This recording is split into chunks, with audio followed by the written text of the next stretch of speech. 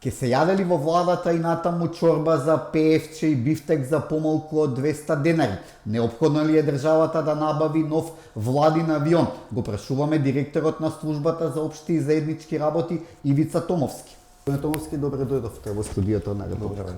Добре најдов, благодарам на можноста и би сакал да ја поздравам вашите гледачи. Да почнеме од она што е најактуелно. Владиниот авион повторно се расипа овој пат за председателката Силјановска. Што ќе прави државата за овој проблем? Ќе се навалува ли нов авион? Видете, ние го затекнавме авионот таков како што го затекнавме, во таква ситуација каква што е. Можам да кажам дека е стар околу 20 на години, за истиот од 2017 година до денеска се потрошени нешто над 3 милиони евра по основ на сервис, редовен сервис, вонреден сервис и ред други работи кои што произлегуваат врз основ на сервисирање на тој владин авион. Можам да кажам дека многу чести се проблемите и дефектите и да, ако мене ме прашате, ако претендираме да бидеме сериозна држава и ако сакаме да бидеме сериозна држава, нас ни треба еден владин авион, односно државен авион кој што ќе го користат сите министри, влада, председател на собрание, председател на држава за потребите на државата. Владиниот авион, точно така, непосредно пред патувањето, пред повикот од страна на председателот Макрон да отиде председателката во Париз, се расипа на 3 во Стокхолм на патување заедно со председателот на собрание Африм Гаши со некој инструмент за издувни гасови, за мерење на издувни гасови. Направена е промена на истиот инструмент, авионот е во Македонија, е во возна состојба, правевме некои додатни анализи, од која се направени додатните анализи, можам да кажам дека во овој момент авионот повторно може да биде во употреба. Каков авион ни е потребен како мала држава и колку најважното колку би имате? Видете, овој авион кој што ние го имаме сега е премал. Ова е некој авион джет кој што има само 6 седишта и реално не ги задоволува потребите на државата, бидејќи кога идете вие на одредено патување, идете заедно со делегации, се случувало во минатото кога се иде на патување да се иде дел со комерцијален лет, дел со владиниот авион. Нас како држава ни е потребен авион од 14 седишта па нагоре за да може да биде во функција и да биде реално употребив за намените за кои што е наменет. Цената на авионите, ние се уште не сме направиле некоја анализа на пазарот, бидејќи за по тоа прашање треба да се најде некој заеднички консензус влада, опозиција, позиција, власт, сите комплетно, бидејќи тој владин авион не е ниту за мене, ниту за оваа сегашна влада, тој авион би останал во рамките на државата за државните потреби и интереси. Така, за време на минатата власт имаше информации за злоупотреби на владиниот авион. Кој најчесто го злоупотребува? Имаше информации за Маричич, Талат Џафери. Како и на кој начин се злоупотребува? Токму така, на неколку пати во јавноста процури информација дека се злоупотребувал авионот. Јас тоа го имам споделено на некои од медиумите во Македонија дека најчесто користел Маричич, после него Бујар Османи и тогаш председателот на собрание Талат Џафери, од кој што кажав дека Маричич имаше еден обид за злоупотреба на авионот, кој што сакаше да го употреби практично од Скопје до Ниш, каде што побрзо, полесно, поекономично може да отидете со возило отколку со авион, и една класична злоупотреба од страна на Талат Џафери, кога авионот практично од сервис, каде што го сервисираме во Нинберг, го враќаме во Македонија само за да се исполнат неговите лични хирови. Истиот, тој се обиде да демантира дека тоа не е така. Јас неколку пати досега го повикав јавното обвинителство да ги провери тие информации, бидејќи ние во тој момент како служба, односно како држава, имаме направено финансиски импликации врз основ на тоа. Може да влезат, да си проверат, да утврдат дали ние говориме вистината или не ја говориме вистината. Ќе ги истражувате овие, ќе ги објавите овие сите злоупотреби? Точно така, ние почнавме со ревизија. Нашата ревизија првично почна во делот на угостителство, бидејќи се занимаваме со угостителство. Во оваа година предвидено ни е авионот, леталото, човекови ресурси и ред други работи кои што се во рамките на службата, така да се она што ќе го најдеме како злоупотреба ќе го предадеме во јавно обвинителство, финансова полиција и полиција, па они се надлежни и нека постапуваат понатака. Така, позитивни реакции во јавност имаше вашата најава дека ќе се променуваат бројите на регистарските таблички за службените возила. До каде е процедурата? За една ваква поставка да отпочнете, вие прво треба да наидете на поддршка од страна на премиерот. Ние имаме максималната поддршка од страна на премиерот и е видно заинтересиран и наметнува такво темпо побрзо да можеме да тоа го направиме за да се спречи злоупотребата на овие службени возила за приватни партиски цели и ред други работи. Како служба за општи заеднички работи и како јас нејзин директор до владата предложив комисија да се формира една работна група која што ќе работи на промена на два клучни закони. Тоа е законот за возила и законот за ствари во општинска и државна сопственост, со кој што практично ќе направиме еден регистар на возила за сите возила во државата и специјални таблици во боја. Меѓутоа наидовме на еден мал проблем каде што доколку ги тераме паралелно овие два процеси, можеби ќе трае подолг временски период, бидејќи софтверот е малце поскапо решение и захтева подолго време да се реализира, додека таблиците може да се сменат со правилник. Можам да кажам дека на последната владина седница истиот правилник го доставивме до министерот за внатрешни работи, чекаме на потпис од негова страна, кој што очекуваме дека ќе се потпише оваа недела и практично ние чекаме одреден период, односно треба да се објави тендер за набавка на бои, за да можат да се изработат тие таблици. Таблиците ќе бидат на црвена позадина со жолти букви, практично како знамето на Македонија, и не очекувам дека тоа ќе трае подолго од 3 месеци тој период, бидејќи тендерските постапки кај нас траат од месец до 3 месеци и ќе дадеме еден краток период на сите институции во државата во рок од 30 до 60 дена како обврска да можат да ги променат сите тие таблици. Најавивте дека граѓаните ќе може да пријавуваат злоупотреба. Како ќе ги сликнате, ќе ги праќаат така? Точно така, ќе отвориме телефонски линии кои што ќе функционираат во работно време и ќе отвориме мейл адреса која што ќе функционира и надвор од работното време и практично секој граѓанин кога ќе увиди некаква злоупотреба, да речеме злоупотреба од типот службено возило го начекуваме некаде на Охрид или во Грција, било каде што се е видна злоупотребата, ќе можат да го сликаат и да го пратат до службата, а ние ќе постапуваме соодветно врз основа на законските процедури. Граѓаните за време на минатата власт реагираа многу и за цените на владиното бифе или ресторан, како ви се вика. Ќе јадат ли натаму популарна наречена чорба за пеевче? Така, ние уште во самиот почеток кога ја преземавме институцијата, односно службата за општи заеднички работи, преку владата побаравме зголемување на истите цени, бидејќи до мене доаѓаат такви информации од страна на граѓаните за таквите ниски цени. Практично од 15% маржа, ние подигнавме цената на 50% маржа и можам да кажам, ако во 2022 година бифтекот чинел 210 денари, денеска истата цена е околу 730 денари и мислам дека е таа некоја соодветна цена. Морам да напоменам дека бифтек и тие сите услуги кои што ги нудиме, ние не ги користат само функционерите, односно ги користат и вработените во институциите, да речеме во влада или во собрание. Така, рековте и дека платото пред МТВ е еден вид на темпирана бомба и дека има многу оставени службени возила. Што ќе правите? Ќе ги способите ли дел од нив?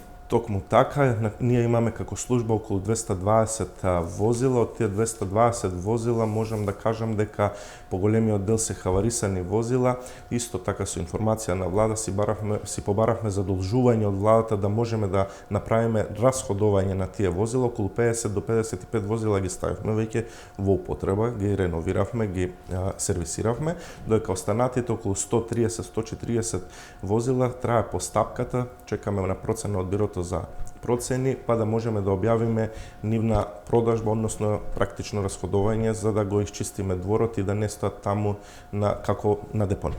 Така, што е со најфамозниот Мерцедес? Чини остари тој во меѓувреме? Точно така, Мерцедесот е набавен некаде од 2012 година. Се сеќавам јас тогаш имаше некои кривични пријави, па ќе се продавал, не знам што ќе се правил. Можам да кажам дека го користеле многу често во минатото претходната власт, го користиме и ние сега како. Точно така, ние како држава покрај владин авион мораме да имаме и такви возила, бидејќи нас не доаѓаат делегации од надвор, кои што ние захтеваат такви возила со кои што треба да ги обслужиме и да, кога доаѓаат странски делегации, јас го пуштам во употреба и го користиме, но премиерот можам да кажам дека не го искористил никогаш. Држава под твое владение има и неколку вили во Лазарополе, во Свети Стефан. Каква состојба се тие? Им треба ли реновирање? вилите се во многу лоша состојба. Првенствено морам да кажам дека сите вили, освен таа во Лазаро поле, немаат имотен лист. Значи државните вили немаат имотен лист. Ние почнавме постапка сега со измената на законот, практично онака како што направи Министерство за енергетика, на истиот принцип и начин ние ќе направиме да го легализираме целиот државен имот, за потоа во иднина да можеме да ги реновираме истите вили, бидејќи тие се објекти од А категорија, и за да можеш каква и било постапка да поведеш за реновирање, мора да имаат првенствено имотен лист. Првенствено ќе почнам од вилите во Охрид, Пресвателската и Премиерската, во многу лоша состојба, се користат, но се во многу лоша состојба, додека вилата во Лазаро поле практично е неупотреблива пред распаѓање. Ние ветивме дека сите овие вили ќе ги реновираме и ќе ги ставиме во употреба, независно тоа дали ќе ги користи владата како владини објекти или можеби ќе ги изрентаме и ќе наплаќаме со некаква закупнина за истите и ќе има приход државата. Но како држава мораме целиот државен имот кој што го имаме да биде репрезентативен, а не ваков каков што е сега во овој момент. Што ќе биде со комплексот Македонско село? Чини дека еден убав проект и убав комплекс и тој останата да се распре. Така е, комплексот Македонско село е отворен некаде 2016 година, практично се затвора 2019 година, од 2019 до сега не функционира и можам да кажам дека за неговото нефункционирање во овој период се потрошени, односно изгубени некаде околу 20 милиони денари. Ние ветивме пред граѓаните, со поддршка исто така морам да напоменам од премиерот дека ќе го пуштиме во употреба овој комплекс Македонско село. Постапката е во процедура. Ќе биде даден на приватник да го работи, народски кажам. Така е, повторно ќе го дадеме на приватник да го работи, веќе ние као држава не може да го сервисираме. Проценката е готова. Очекуваме уште некое финализирање во делот на проценката. До крајот на оваа година, 2024, ќе го објавиме огласот, кој што оглас иде во еден македонски, еден албански весник и може да се пријават сите заинтересирани економски оператори, потоа иде на јавно наддавање на аукција врз одна цена која што ќе утврди бирото за процена, таа ќе биде минимална, после тоа иде на наддавање преку системот на Министерство за финансии и практично сакаме да оставиме грес период до мај месец да може токму така, прво е тогаш период, второ да оставиме грес период на оној закупец кој што ќе го земе да може да го реновира, реставрира, бидејќи со текот на времето како стоел, така се распаѓал, така се уништувал, оставен на забот на времето. Така, на минатата власт на ВМРО-ДПМ многу министерства добија своји домови, да речеме. Колку сега владени министерства, институции се народски кажано кирачи? Не можам точно и конкретно да ви одговорам на бројката, но можам да кажам дека да, има институции кои што се уште плаќаат закупнини, има институции кои што имаат многу лоши услови каде што работат и функционираат секојдневно. Ние тука би сакал да ја напоменам стара комерцијална банка која што е таа во наша сопственост. Имаше пожар па промашен проект, што се случи? Така, имаше пожар, објавен оглас за незино реновирање, кога се реновира се објавува тендер за проектирање. Проектантите кои што го изведиле проектот, можам да кажам дека воопшто не се влезени внатре да утврдат фактичка состојба, него си прават дома проекти, доколку таму треба сега да најдете канцеларија, ќе најдете ходник, доколку треба да најдете скали, ќе најдете лифти и ред други промашување во проектот, така? Комплетно промашен проектот и можам да кажам дека би биле среќни доколку успееме со 20% анекс да успееме да го завршиме овој проект. Се реновира, ставено го имаме на брза трака, бидејќи практично година дена ништо не се работело. Ништо не се работело во делот на реновирањето. Ние го ставивме на брза трака. Планот ни е некаде февруари-март барем поголемиот дел од овој објект да го ставиме во употреба, да можеме институциите кои што сега се привремено некаде сместени во лоши услови да ги вратиме таму, да се ослободат овие простори кои што се лоши, па истите во иднина да ги реновираме и овие за институции кои што моментално плаќаат закуп да може да ги сместеме таму и практично така сите државни институции ќе добијат соодветни простори, а нема да имаме трошок како држава. Што е со оние неизградени објекти, испочнати и ставени во умирување, за Финки, кој беше факултет за физичка култура, што ќе биде со нив? По предлог на претседателот на влада, Христијан Мицкоски, ние како служба за општи заеднички работи ќе ги преземеме сите објекти, капитални објекти кои што се од интерес на граѓаните, да ги довршиме и да ги ставиме во употреба. Тука е факултетот Финки и факултетот ФДУ, двата еден до друг се тука. Тие моментално правиме анализи, правиме процена до каде и што е изведено, правиме некои корекции на законот за градба заедно со министерот Александар Николовски, за да можеме да бидеме како држава покриени, бидејќи изминати се роковите од 10 години за нивно пуштање во употреба, и можам да кажам дека некаде од средина, планот е некаде од средина на 2025 година се отпочната, 26 година веќе овие студенти да добијат соодветни услови за студирање. Така, кажете ми, 5 месеци сте веќе на функција, најавте многу проекти, значи колку е направена ли е некаква финансиска процена, колку е реално во сето да го створите, или кажано народски има ли пари? Видете, буџетот е во многу лоша состојба, така го затекнавме и ќе имаме мака да понатака да водиме, меѓутоа за овие суштински проекти ќе се изнајдат средства, ќе се реализираат и ќе се направат, бидејќи не захтеваат некои, да речеме вилите ги спомнавте, дел од нив не захтеваат некои големи средства. Ево можам конкретно да напоменам тука за вилата во Охрид во Свети Стефан. Ние кога отидовме да извршиме увид во истата, не можевме да влеземе. Па од собствени средства, без пари, направивме пристап и утврдивме дека треба многу малце средства за да влезете физички, не можете. Физички не можевме, беше обраснато као џунгла практично беше направена целиот двор. Сега го исчистивме од собствени средства, односно со нула средства од актуелните тендери кои што ги имаме за одржување на владините објекти. Направивме пристап и утврдивме дека тука треба многу мала корекција и со многу мали финансиски средства може. И тие финансиски средства ќе ги обезбедиме можеби и сами како институција во рамките на нашиот буџет. Како тоа ќе го направиме?